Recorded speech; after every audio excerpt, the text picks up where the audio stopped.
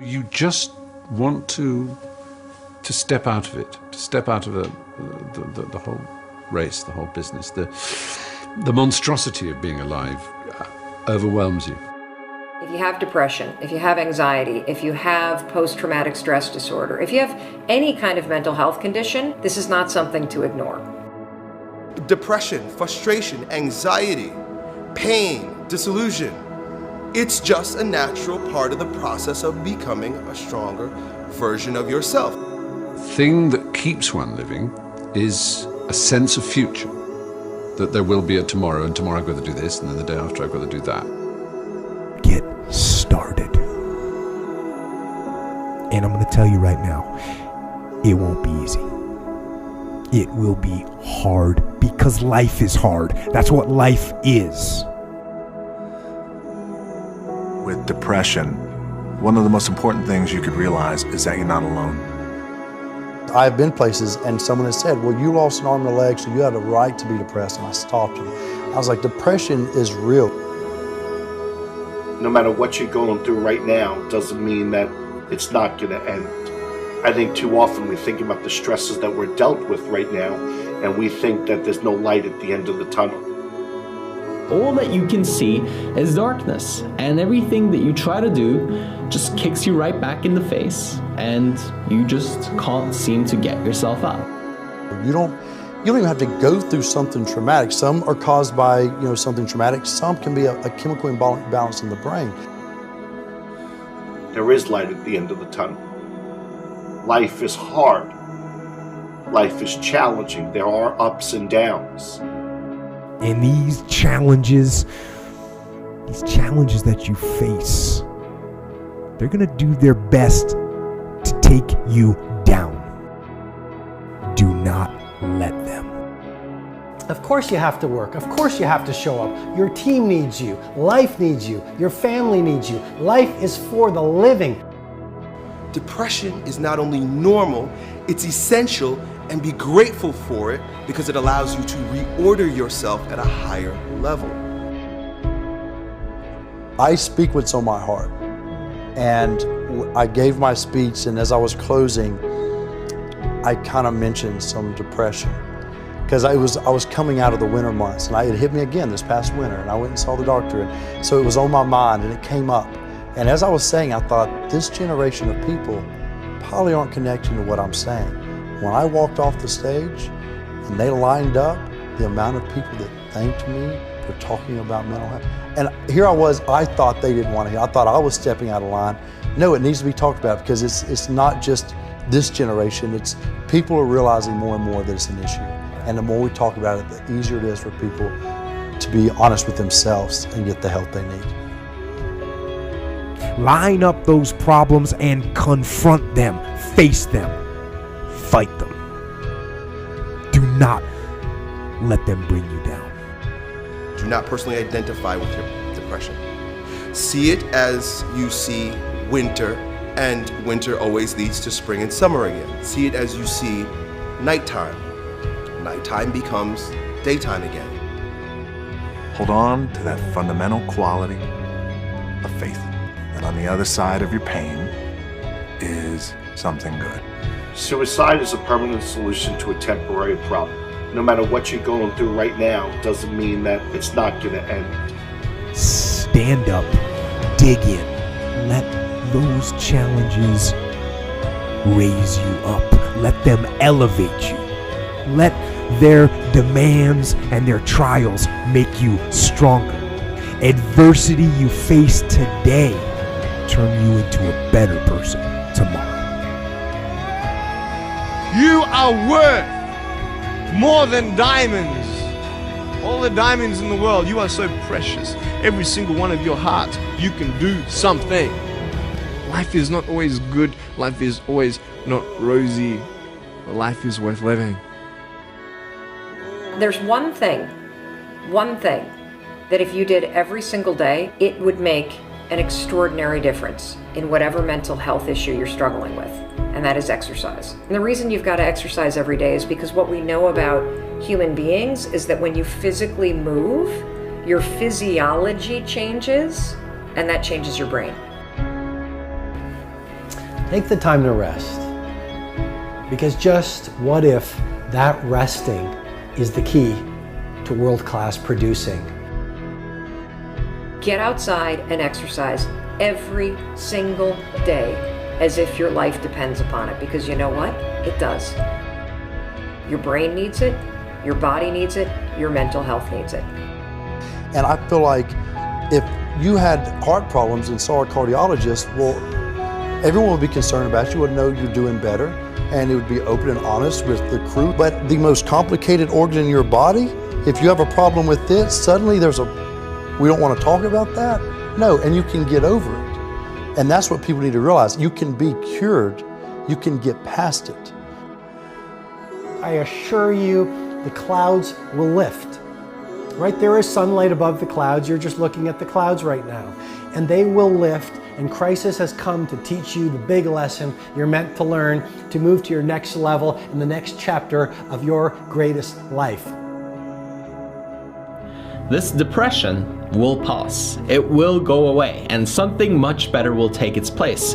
But for right now, all that you really need to know is that you have to make it through. Getting your heart rate up, getting outside, breathing, feeling connected, getting out of your house, which may make you feel depressed and trapped. The man I am with you right now as I speak with as much authenticity as I know how to share is the result of my times in the valley of darkness. Doing that every day, that physical push. You don't have to run. You don't have to go to an aerobics class. Get outside with your dog in the woods. Walk with a good friend for 2 or 3 miles. Doing that every single day not only moves your body, which changes your mind, it gets you out of your physical environment, which is one of the things that people with depression tend to have a hard time doing. And it also creates a bit of momentum and a bit of a routine in your life. Every time I experience a bout of depression, I come out on the other end a different person, doing different things. But it's because I'm aware of what's happening and I'm aware.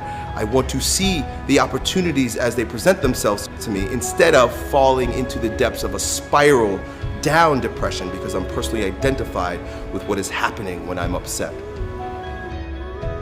And your schedule is not full and you actually feel like you're wasting your life because you're not this epic producer. What if those times were actually a different form of productivity? What if those times were actually being productive in a different way, where you're actually producing not in the world, but producing within yourself, producing strength, producing new insights, producing new ideas, producing new capabilities, producing new energies, producing new emotions, shifting from fear to love, because when you go through difficult times, what do you really do if you feel your fear and your pain? You release it. It's out of your system, and you grow in love and bravery and strength. What does that do to your craft? What does that do to your power? What does that do to your bravery? What does that do to the light that you bring into the world? You become this incredible force that is undefeatable. I suggest to you that if you are facing a challenge, don't stop. Stay busy. Work your plan. Continue to do those things that you know that work for you after you have evaluated yourself in the situation. Continue to move. Stay busy, stay busy, stay busy. You are part of a larger cosmos, whether you know it or not. And communing with nature allows you not to see the bars of the prison cell, but the stars of the universe. And if you can connect with those every day, my dear friend, you will use your pain as an instrument for your greatest growth. And then you try something new. And then you'll also go to school and people will put you down and parents will tell you that you're a failure because you failed at a test. And you start believing the lies around you, saying that you're not good enough and no one's gonna want you and you'll never ever do anything good in your life and you'll never ever, achieve the dreams and goals that you wish you had done or wish that you could do. And these steps take you closer. That voice saying, you're not good enough, you're not good enough, you're not good enough, and all you need is one more step to fall. So you have a choice to know which step you're going to take today.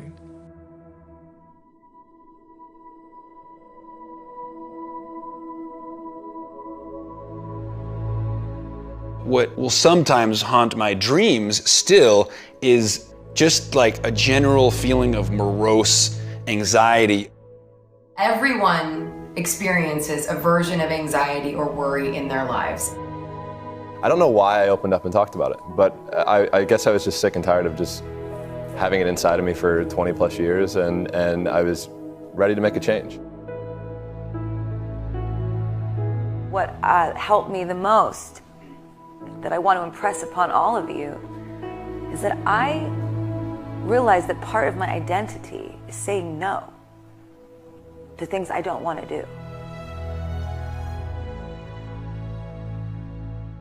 And you are all in school, and you all have a lot of teachers and a lot of people around you that tell you all day what you have to do, but it is your right to choose what you do and don't do. It is your right to choose what you believe in and what you don't believe in. It is your right to curate your life and your own perspective. We all go through things. We all go through struggles, right? There's probably everybody in this room that goes through struggles the same exact way, and I think that's what we all have to realize. It's just something that every single person goes through. And maybe we go through it in a different or more intense way for longer periods of time, but it's not, there's nothing wrong with you. To be a sensitive person that cares a lot, that takes things in a deep way, is actually part of what makes you amazing. I also struggled a lot with anxiety and depression. If you start to feel like you are twisting things around you, and you start to feel like there is no sunlight around you, and you are paralyzed with fear, here's how you can help yourself. First, you have to understand what anxiety is, and you have to understand the connection between worry, which is something we all do, and self-doubt, which is something we all do, and anxiety. Anxiety is what happens when your habit of worrying spirals out of control. It's important for you to foundationally understand that anxiety and worry are the same thing. It's just that your body starts to get agitated, and that's when we call worrying anxiety. Your heart races. You might sweat a little bit. You might feel tightening in your chest. You might feel a pit in your stomach. You have a surge of cortisol. You can actually beat it.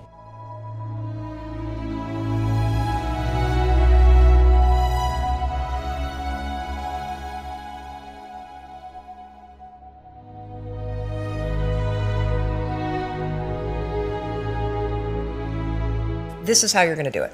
So all day long, you're going to have moments where your thoughts drift. Like, you'll just be hanging out with your friends, and then suddenly you're like, I'm not sure that that person likes me anymore. I haven't heard from my kids lately. I wonder if they're dead, or, as I check, like, you just start worrying about stuff. Why? Because it's a habit. Because when you're not paying attention, your brain shifts from you being a decision maker and paying attention to you just kind of spinning things on autopilot, and one of your habits is worrying. The second you wake up and you notice, holy cow, I'm talking some negative garbage to myself right now. 5, 4, 3, 2, 1. You've just shifted the part of the brain.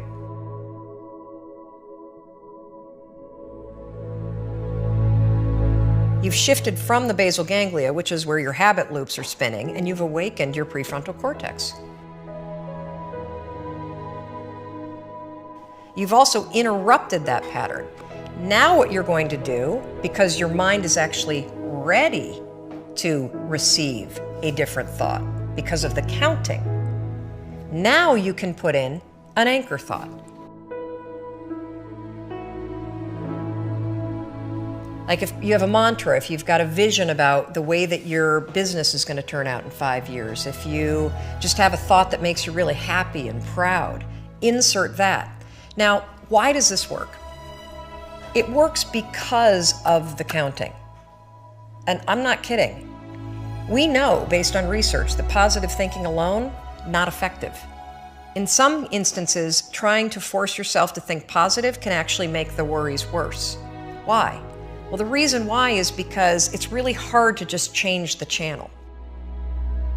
What we have to do first is basically interrupt it and turn off the TV, and then turn it back on with the prefrontal cortex awakened.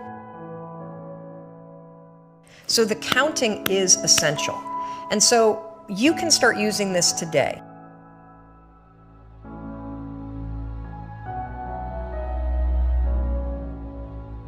And the problem that I have with anxiety is the physiological side of it. I got shallow breathing, rapid heart rate, and most terrifyingly, the blood is actually leaving the prefrontal cortex. And so you're getting into a position where your higher level cognition is actually being shut down because it doesn't have blood flow. And then I began to visualize that what I was trying to do was get myself into a calm state where the blood could actually go back to the places that I needed it, so that my higher level ability to reason would kick back in. The first thing that I started to do to be able to consciously control that was meditate. In meditating, what you're learning to do, at least for me, and I don't consider myself a meditation expert by any means, but this was one of the huge wins for me in meditating, was learning to breathe from my diaphragm. Even one breath from my diaphragm had a really big impact. Breathing from your diaphragm instead of from your chest, right? So most people breathe like this, and it's all in your upper chest. You're not getting a very deep breath. So in meditating and learning to breathe from your diaphragm and learning to consciously calm yourself down, meaning you're lowering your heart rate, you're breathing much more deeply from the diaphragm, getting the blood reallocated to the parts of the brain that are actually useful. That meditating was my first step into that.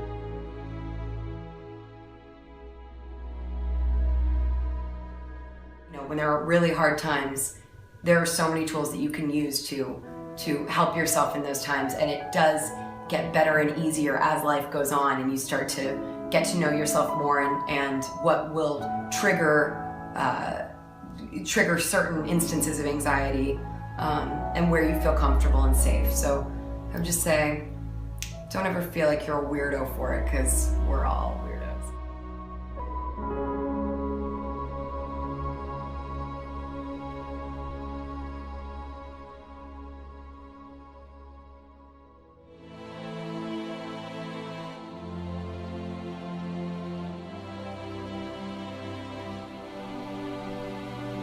In 1973, a young man wrote a letter to American author E.B. White. The young man was losing his faith in humanity. And this is the reply he received from White. Hope is the thing that is left to us in a bad time. I shall get up Sunday morning and wind the clock. E.B. White wrote those beautiful words in response to fears surrounding our future. As long as there is hope, get up and wind the clock. At times it doesn't matter the view, does it? You may be looking in the mirror at your own life. You may be looking out the window at what's happening around you. The future becomes bleak, days full of fear.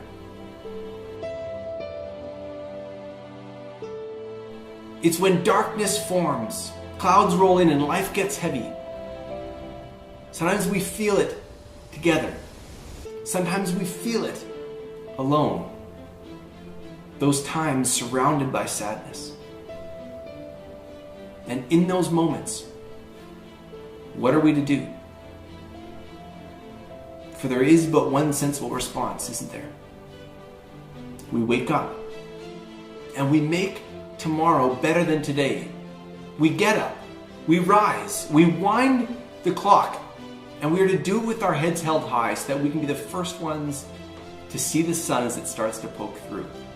You know, if you're down and you can see a reason why you should be down, then that brings with it a certain clarity. But if there's no reason, you tend to think, well, why on earth am I feeling like this? I don't understand. If you're like me, you're feeling it lately. We're in a moment when the clouds have covered some of the light. The way forward may seem to be slipping from view. The path of progress, which has been so hardly fought for, can feel like it's fading. Perhaps it was the path you were declaring for yourself, and now it's changing. It's shifting. Gone. And hope is the thing that has left us in a bad time. But hope is not the final fragile string. Hope is the start. Hope has a strength. It means something new is coming. Because it always does. Clouds break. The sun shines. In fact, it's never stopped. So in E.B. White's words, hang on to your hat. Hang on to your hope. And wind the clock, for tomorrow is another day.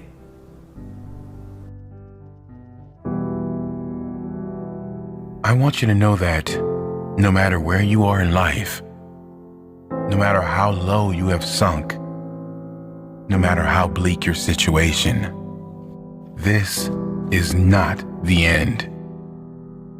This is not the end of your story. This is not the final chapter of your life. I know it may be hard right now, but if you just hang in there, stick it out, stay with me for a little while, you will find that this tough moment will pass. And if you are committed to using this pain, using it to build your character, finding a greater meaning for the pain, you will find that in time, you can turn your life around and help others going through the same struggles.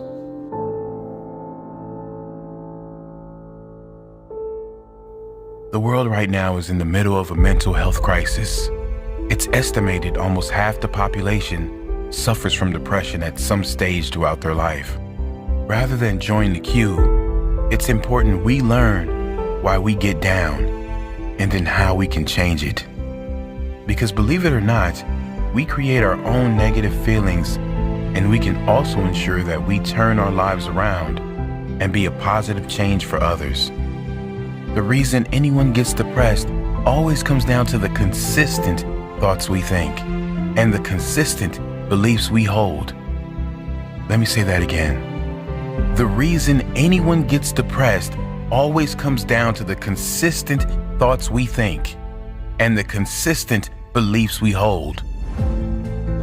The point here is that anyone that is depressed is so because there is an external factor that didn't materialize in their life. They have lost something outside of their control or don't have something that is out of their control.